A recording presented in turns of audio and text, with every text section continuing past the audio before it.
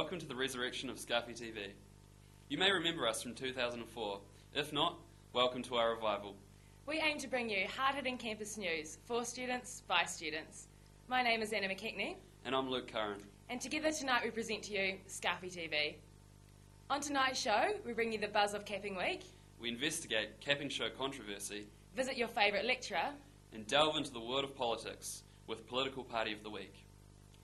Thousands of teary-eyed students have been returning to Dunedin to relive their forgotten youth and, most importantly, graduate. Kushla brings you the excitement and nostalgia of Capping Week.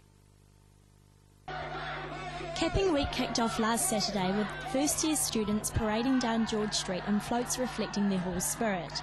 Their enthusiastic chanting and general shenanigans provided a real spectacle for all that were watching, especially those partaking in the J-Day festival. Capping Show is the highlight on the Capping Week calendar, and this year's production, Too Crass, Too Furious, has already received rave reviews in its opening night. The annual Linsky battle held on Wednesday saw feisty Sour Knights wage a medieval battle against the war-hardened veterans of the Russian Liberation Army. Another part of the Capping Week madness are the Lowland Games. Students wrestled against each other in paddling pools filled with porridge and drank beer out of tiny gumboots. A Popper's Pizza eating competition on Thursday saw students stuff themselves with pizza until they vomited, but luckily there was spates on hand to wash it down with. Later, OUSA held an auction, selling pieces of misplaced student clothing and property. The parade down George Street marks the end of the capping experience. I'm Kushla Norman for Scarfie Television. Last week, the capping show, Too Crass, Too Humorous, opened to great reviews, despite some tension between University Property Services and the crew. Natalie and Jess investigate this controversy and get the inside scoop from the cast. The infamous box, a large unrestored video screen, was stubborn and remaining on stage throughout the whole production of the capping show. A declined comment by Barry McCall from University Property Services suggested that the box has been a source of tension that is unlikely to cease. However, lead actors Sam Smith and Sean McMaster said they wouldn't let the box hamper their performance. It's not too bad. It's been there the whole time that we've been practicing, so we kind of got used to it, and we just haven't really noticed it. And we're overall pleased with the turnout on the first night. Last night was awesome. Yeah, opening night? Yes, we had a fantastic opening. Yeah, it sold out, so it was wicked. Like good times. Capping show will run from the 21st of May. Students will get a taste of democracy this week at the OUSA Annual General Meeting. This is a great opportunity for students to vent their concerns and vote on important student matters. You can get your democratic fix this Wednesday at 1 p.m. in the main common room. For Lecture of the Week, we delve into the life of economics lecturer Paul Hansen to find out what game theory relationships and surfing have in common. Scarfie TV met Paul Hansen in his Commerce Department office to award him Lecturer of the Week. So what do you have to teach to become Scarfie TV Lecturer of the Week? Well, I teach economics, but I probably specialise, when I'm not teaching first and second year, in health economics and just decision-making economics. Paul went on to describe what exactly drives him to get out of bed and ride his chopper bike down to Commerce each day. I mean, if you think about it, here I am, nearly 40, and getting paid like really good money, but essentially living as a student, and still really turned on by what I do. I mean, and living in a great place, Dunedin, which I love. I mean, who could ask for anything more? Paul Hansen isn't all about economics, though. He certainly enjoys life outside the lecture theatre.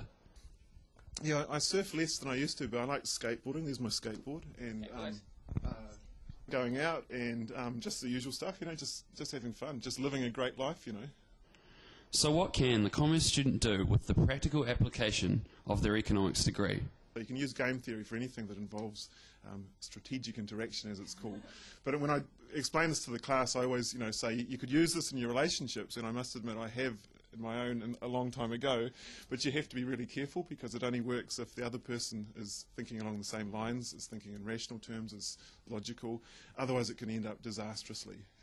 So, to all you aspiring lecturers, surfing, skating, and economics certainly makes a good combination. Luke Curran, Scarfie TV. Each week we're going to be asking local politicians the tough questions and political party of the week. This week, Mandy visits the Green Office to have a chat with Materia Turier.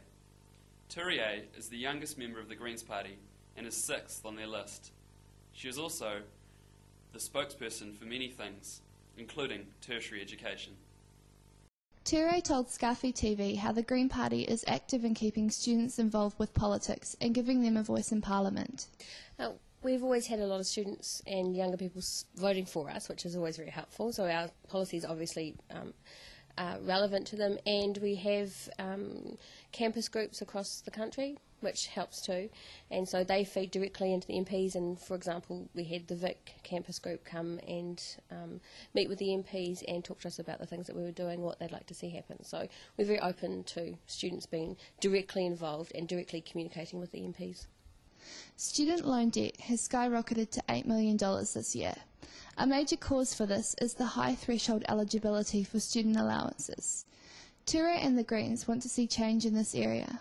We've had a long-term policy of reducing the age at which students get means tested, for example, like the 25 years age eligibility means tested thing is completely outrageous and was only ever imposed because it was a cost-cutting measure to try to cut people out from getting student allowances. But people should never have been put in a position of having to borrow money for their tertiary education. Tertiary education is a public good. It has private benefits, that's true, but it is fundamentally a public good. And so there needs to be a means of paying for it out of the public purse. It used to be the case, all of those who are making decisions about tertiary education and forcing people to have to borrow for their education got theirs for free. And it is completely unjust that they're now robbing the rest of us who've had to get student loans. So we need to change that. It's really very urgent because that debt is completely unsustainable for students and for the economy as a whole. Well known for their environmental policies, the Green Party encourages all citizens to do what they can for the environment. Ture told Scarfie TV ways in which students can make a difference to their own local environments. There'll be a few things that we could do.